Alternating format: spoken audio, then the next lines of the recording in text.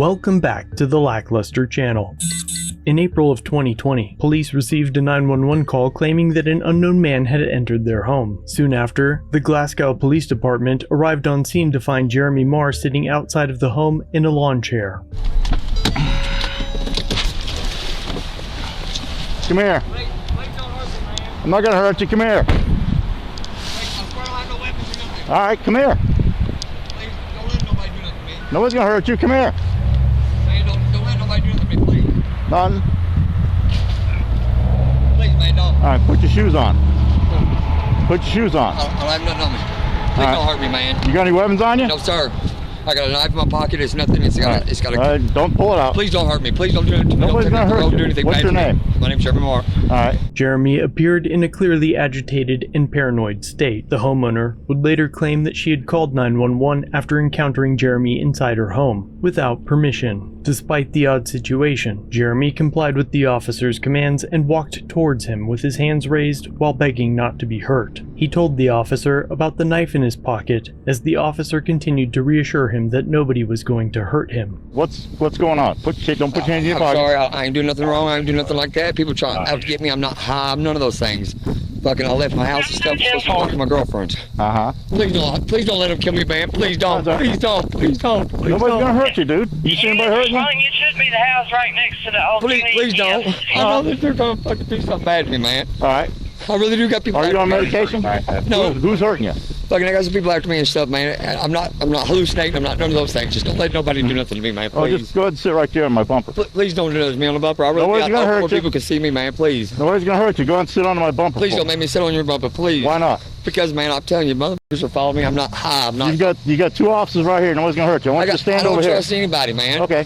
Please, sir, don't do this to me. I don't want to be hurt. Okay. Just stay right here. You said you had a knife on you? Yes, sir. While showing signs of a mental health crisis, the officer grabs Jeremy's jacket to move him in front of his patrol car. Sergeant Morrell arrives on scene and grabs his wrists, placing them on the hood of the patrol car, further adding to Jeremy's distress. He complies while they search him, but continuously reiterates his fears and paranoid delusions. I don't want nothing to happen to me, man.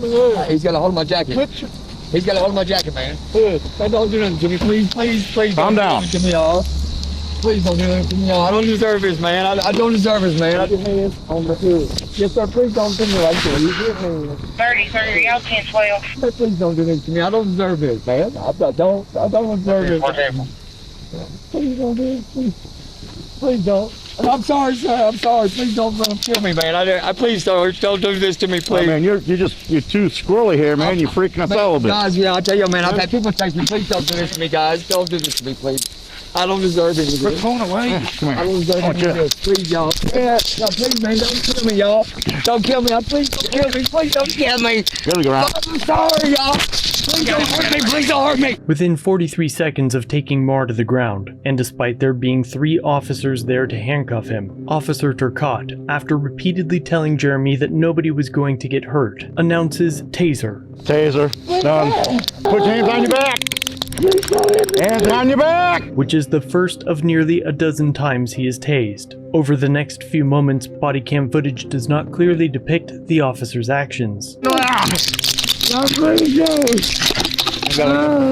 However, Kentucky State Police records say that Sergeant Morrell applied 1 knee strike to the hip area, and Officer Phillips applied at least 5 knee strikes to the hip and upper leg area. During this struggle, Officer Turcotte shocks his fellow officer. Laughing, the officer immediately gets off Marr in order to avoid further friendly fire. You tased the shit out of me. Did you zap you one time? Yeah, you got me good. At this point, Jeremy appears weak. His movements are sluggish, and he struggles to form words. Put your hands on your back, you're gonna get zapped again. Okay. Move them now. Okay. Do it. Okay. I hear okay, but you're not moving. There's some shackles in the back of my car. Can you get those? There's some shackles in the back of my car. They're hanging. Jeremy was then transported to the hospital, where he was pronounced dead. A witness to the events told Kentucky State Police that when he was turned over, he appeared lifeless and not breathing. His family and friends also say he went to the home on Cleveland Avenue to ask for help and claim he wasn't trying to break in. I'd say he's kind-hearted for sure, and maybe he had a little problems. The father of 4 was 35 years old. The medical examiner ruled that he died from agitated, excited delirium and intoxication, noting that while Jeremy had taser prongs in his back, there was an absence of lethal trauma. Not surprisingly, the police investigated themselves, finding no wrongdoing on the part of the officers. But not everyone agrees with this conclusion, after another eyewitness video surfaced. Since his death, a video surfaced. We don't know what took place before this, but this video here appears to show Glasgow police trying to place Marr under arrest. Jeremy's family filed a lawsuit against the Glasgow Police Department and officers, arguing that the real cause of his death was not his intoxication, but rather lethal injuries caused by the arresting officers.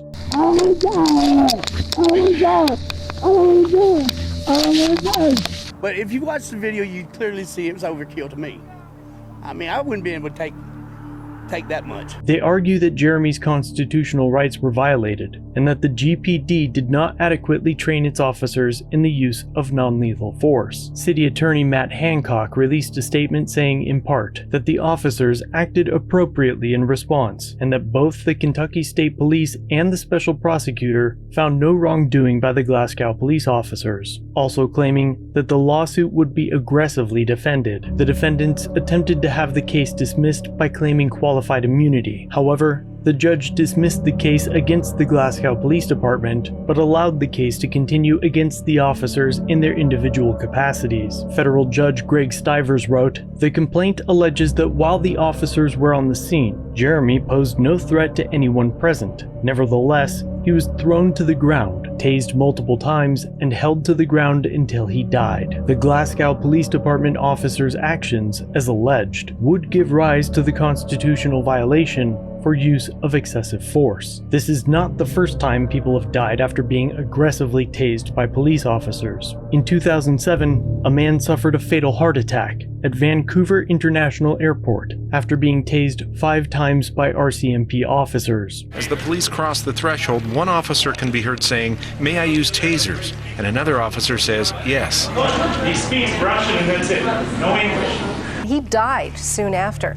But the RCMP is asking people to hold off their criticism, at least until the investigation is complete. By comparison, Jeremy was tased more than double that amount. It seems reasonable to suggest that Jeremy may have also died from electric shock. One might argue that the police could have handled this situation differently. Jeremy never initiated violence against the police officers or anyone else for that matter. This was clearly a mental health issue from the very beginning, but the officers seemed to be completely unprepared to use effective de-escalation tactics or even attempt to call in a psychological evaluation team. Instead, they relied upon violence to deal with the situation, which proved to have fatal consequences. Though years have passed since the incident and lawsuit filing, it appears that it may be many more before this case is settled. We'll continue to follow this lawsuit and will provide you with an update as soon as one is available. But before you go, how would you have de-escalated this situation? Let me know in the comment section down below.